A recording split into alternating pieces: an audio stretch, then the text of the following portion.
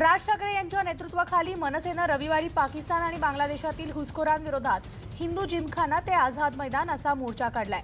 मनसेनं दावा केल्यानुसार खरोखरच हा मोर्चा महामोर्चा झालेला असून महाराष्ट्राच्या जिल्ह्यातून हजारोंच्या संख्येने आलेले कार्यकर्ते मोर्चात सहभागी झाले होते। राज ठाकरे मनसेच्या स्थापनेपासून भाषणाची सुरुवात माझ्या तमाम मराठी बांधवांनो अशी करत होते, मात्र महाअधिवेशनामध्ये त्यांनी माझ्या तमाम हिंदू बांधवांनो अशी सुरुवात केली आहे आणि आजच्या काल झालेल्या सभेत देखील त्यांनी जमलेल्या माझ्या तमाम हिंदू बांधवांनो अशी सुरुवात केली। तर आपल्या भाषणात बोलताना राज यांनी यापुढे खपवून घेतलं जाणार नाही, दगडाला दगडानं आणि तलवारीला तलवारीनंच उत्तर दिलं जाईल असा इशारा दिलाय। राज यांच्या या आक्रमक भूमिकेचं कार्यकर्त्यांनी टाळ्या वाजवत स्वागतही केलं। आपला देश काही धर्मशाळा नाही मिळालेल्या आकडेवारीवरून भारतात 2 कोटी बांगलादेशी घुसखोर असल्याचा दावा राज ठाकरेंनी केलाय आणि त्यामुळेच देशाची सफाई केव्हा तरी करावीच लागेल आणि या घुसखोरांना बाहेर काढावंच लागेल असं राज आपल्या भाषणात म्हणाले। तर पाकिस्तानातील अल्पसंख्याक हिंदूंवर अत्याचार होत आहेत। पाकिस्तानामधील मुस्लिमांना भारतात नागरिकत्व देण्याची काय गरज असा सवाल यावेळी राज ठाकरेंनी उपस्थित केलाय। तर माझा देश धर्मशाळा आहे का असं विचारत त्यांनी या मुद्द्यावर लक्ष वेधलं। जे वाईट होतं त्याच्यावर टीका केल्याचं यावेळी राज ठाकरेंनी म्हटलं आणि ज्यावेळेस भाजप विरोध केला त्यावेळेला विरोधक ठरवण्यात आला तर भाजपचे समर्थक ठरवलं जातं असं राज ठाकरे म्हणाले। त्यावेळेस त्यांनी विरोधकांना लक्ष केलं। केंद्र सरकारचं जेव्हा चुकतं तेव्हा मी टीका करतो आणि जेव्हा ते चांगलं काम करतात तेव्हा मी कौतुकही करतो असं राज ठाकरे कालच्या सभेत म्हणाले। त्यांनी कलम 370 आणि राम मंदिराच्या बाबतीत मी केंद्राच्या निर्णयाचं स्वागत केलं असंही त्यांनी सांगितलं। तर सीए आणि एनआरसी वरून देशभरात मुस्लिमांनी मोर्चे काढले। मला आता या मोर्चांचा अर्थच लागत नाहीये। देशातील मुस्लिमांना कोण हाकलणार आहे, कायद्याबद्दल माहिती नसणारे कसे बोलतायत असा सवाल राज ठाकरे यांनी उपस्थित केलाय। जिथं मराठी मुस्लिम आहे तिथं आतापर्यंत कधी दंगे झालेले नाहीत आणि या देशातील मुस्लिमांकडे कशाला पुरावे मागायचे ते इथलेच आहेत, तर मराठी मुस्लिमांना घाबरायची गरज नसल्याचं सुद्धा राज यांनी म्हटलंय। तर आपल्या भाषणानंतर राज ठाकरेंनी मनसैनिकांना सूचनाही केल्या। जपून जा आणि झेंड्याची काळजी घ्या असं आवाहन यावेळी राज ठाकरेंनी केलं। जगभरातील मोठ्या देशांनी अशा घुसखोरांवर कारवाई करायला सुरुवात केली। अमेरिका, ब्रिटन, ऑस्ट्रेलियामध्ये अशी माणसं सापडली की त्यांना 2 पर्याय दिले जातात, एक तर त्यांच्या देशात परत जाणं आणि दुसरं म्हणजे जेल। आणि अशा कारवाईची गरज आपल्यालाही गरजेची आहे। केंद्रानं कायदा केला असला तरी त्याची काटेकोर अंमलबजावणी होणं तितकंच गरजेचं असल्याचं राज ठाकरेंनी केंद्राला ठणकावलं।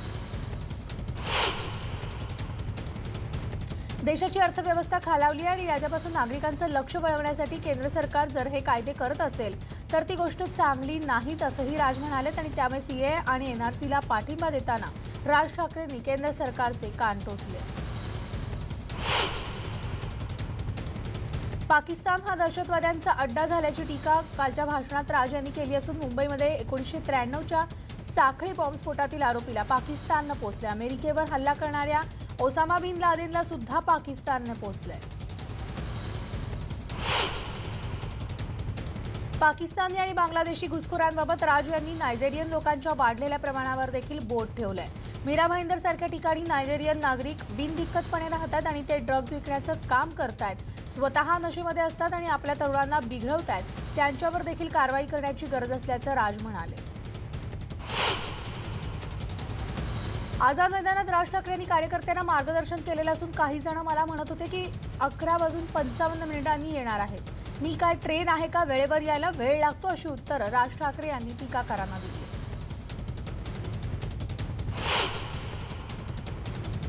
शिवसेना हिंदुत्व आणि भगवा मरेपर्यंत सोडणार नसल्याचं वक्तव्य उद्धव ठाकरे यांनी केलंय। शिवसेनेच्या आमदारांची सह्याद्रीवर काल बैठक झाली, यावेळी ते बोलत होते।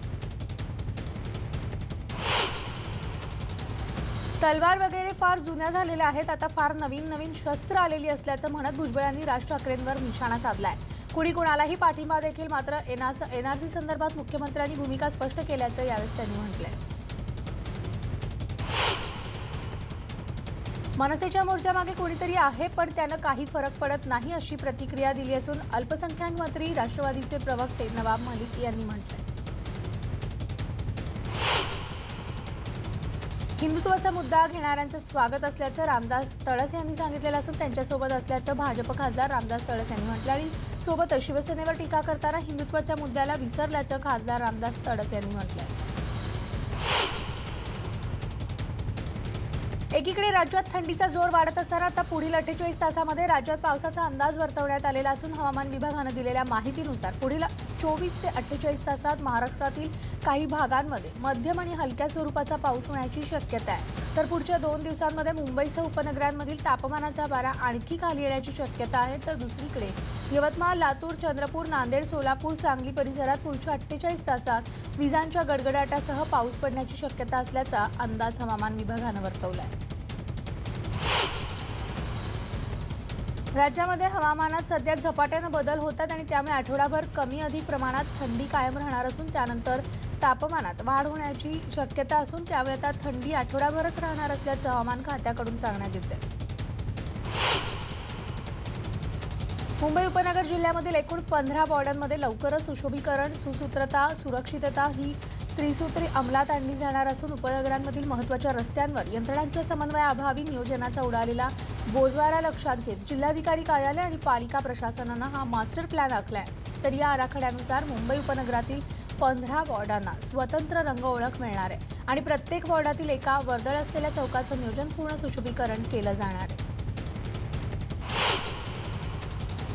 भाऊचा धक्का दे मांडवा दरम्यान रोरो सेवा दृष्टिक्षेपात आली आहे. 2 दिवसांमध्ये यासाठी लागणारी बोट मुंबईमध्ये दाखल होणार आहे आणि आता त्यामुळे जवळपास 2 वर्ष रखडलेला महत्त्वाकांक्षी प्रकल्प मार्गी लागण्याची चिन्ह आहे. तर तिकडे मांडवा बंदरातील गाळ उपसण्याचं काम वेगानं सुरू आहे आणि त्यामुळे आठवडाभरात ही सेवा कार्यान्वित करण्याच्या हालचाली सुरू असल्याची माहिती सूत्रांनी दिली आहे. अवकाळी पावसाचा फटका यंदा हापूसला बसला आणि पावसामुळे हंगाम लांबणीवर पडल्यानं वाशी बाजारात हापूसच्या रोज 5 ते 10 पेट्या दाखल होण्यास सुरुवात झाली आहे आणि त्यामध्ये आंब्याचे दर पूर्वीपेक्षा जास्तच आहेत. घाऊक बाजारातील 4 ते 6 डझनचा दर 5 ते 9 हजारांवर पोहोचला आहे. वाशिममध्ये थंडीपासून बचाव करण्यासाठी शेकोटीमध्ये टाकलेल्या मोबाईलचा स्फोट होऊन एका युवकाच्या हाताला गंभीर जखम झाली आहे. उमरजा बाजार गावात ही घटना घडली आहे. दरम्यान या युवकावर सध्या दवाखान्यात उपचार सुरू आहेत. तेलंगणामधील आदिवासींचा प्रतिकुंभमेळा असलेल्या मेडारम यात्रेचा काल समारोप झाला. आशिया खंडात कुंभमेळ्यानंतरची सगळ्यात मोठी अशी मेडारमची समक्का यात्रा आहे आणि यावेळेस तब्बल 4 कोटी किलोंचा गुळ देवीला अर्पण करण्यात आला. दरम्यान याच यात्रेतील ड्रोनच्या कॅमेऱ्यानं टिपलेली खास दृश्य आहेत. तर सरकारी नोकऱ्यांमध्ये आरक्षण लागू करण्यास राज्य बांधील नाही, तसंच पदोन्नत्यांमध्ये आरक्षण हा मूलभूत हक्क नसल्याचा निर्वाळा सर्वोच्च न्यायालयानं दिलाय. न्यायमूर्ती एल नागेश्वर राव आणि न्यायमूर्ती हेमंत गुप्ता यांच्या खंडपीठानं उत्तराखंडमधील आरक्षणाबाबतच्या एका याचिकेवर नुकताच हा निकाल दिला. आरक्षण लागू करण्याचा कुठलाही आदेश न्यायालय राज्य सरकारांना देऊ शकत नाही असंही सर्वोच्च न्यायालयानं स्पष्टपणे नमूद केलं.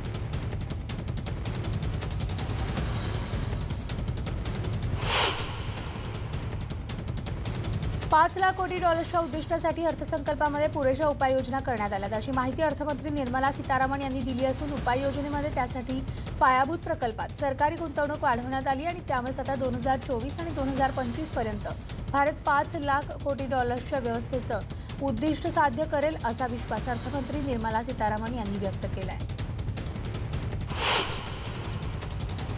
जीएसटी लागू झाल्यानं महसुलाचं नुकसान भरून काढण्यासाठी केंद्र सरकार लवकरच राज्यांना आणखी 35,000 कोटी रुपये देईल असं एका अधिकाऱ्यानं म्हटलंय. तर जीएसटी कायद्यान्वये राज्यांचा महसूल 2015 ते 16 या आधार वर्षांच्या हिशेबानं 14% वाढलेला नाहीये, तर त्यांच्या केंद्रामार्फत भरपाईची हमी देण्यात आलेली आहे. अमृतसरच्या सुवर्ण मंदिरामध्ये टिकटॉक चित्रफिती करण्यावर शिरोमणी गुरुद्वारा प्रबंधक समितीनं बंदी घातली. अमृतसरमधील सुवर्ण मंदिरात येणारे भाविक हे काही वेळा गाणी लावून नृत्य करीत टिकटॉक चित्रफित तयार करत असतात असं दिसून आल्यानंतर ही कारवाई करण्यात आली आहे. दिल्लीमध्ये विधानसभा निवडणुकीमध्ये 62.59% मतदान झाल्याचं अखेर रविवारी निवडणूक आयोगानं जाहीर केलं. पण ही आकडेवारी जाहीर करण्यास उशीर झाल्याबद्दल आम आदमी पक्षानं आयोगावर टीकास्त्र सोडलंय. दरम्यान मतदान केंद्राधिकारी आकडेवारी अचूक राहावी यासाठी रात्रभर तपशिलांची छाननी करत होते आणि यात काही वेगळं असं नाही असं स्पष्टीकरण दिल्लीचे मुख्य निवडणूक अधिकारी रणबीर सिंग यांनी दिले आहे। दिल्ली विधानसभा निवडणुका 8 तारखेला पार पडल्यात आणि आता सगळ्यांना येत्या 11 तारखेला येणाऱ्या निकालाची प्रतीक्षा आहे। मात्र आपचे नेते आणि खासदार यांनी निवडणूक आयोगाविरोधात टीका देखील केली आहे। 70 वर्षांच्या इतिहासात असं पहिल्यांदाच घडलं असेल की मतदान किती टक्के झालं हे सांगण्यास निवडणूक आयोग तयार नाहीये आणि याचा अर्थ कुठेतरी गडबड आहे असं त्यांनी म्हटलंय। चीनमध्ये नवीन कोरोना विषाणूने शनिवारी 91 बळी घेतल्याची माहिती समोर आली आहे। तर आता त्यामुळे मृतांच्या एकूण संख्येत 813 झालेली असून कोरोनाचे एकूण 37,000 निश्चित रुग्ण सापडले असल्याची माहिती चीनच्या राष्ट्रीय आरोग्य आयोगाने दिली आहे। राष्ट्रीय स्वयंसेवक संघाचे ज्येष्ठ प्रचारक आणि भारतीय जनसंघाचे माजी नेते पी परमेश्वरन यांचं रविवारी पहाटे निधन झालं। भारतीय विचार केंद्राचे ते संस्थापक संचालक होते। त्यांनी दीनदयाळ उपाध्याय, अटल बिहारी वाजपेयी, लालकृष्ण अडवाणी यांच्या समवेत जनसंघात कामही केलं होतं। दरम्यान 2018 मध्ये पद्मविभूषण उपाधीनं त्यांचा सन्मान करण्यात आला होता आणि त्यांच्या निधनावर पंतप्रधान नरेंद्र मोदी यांनी दुःख व्यक्त केले।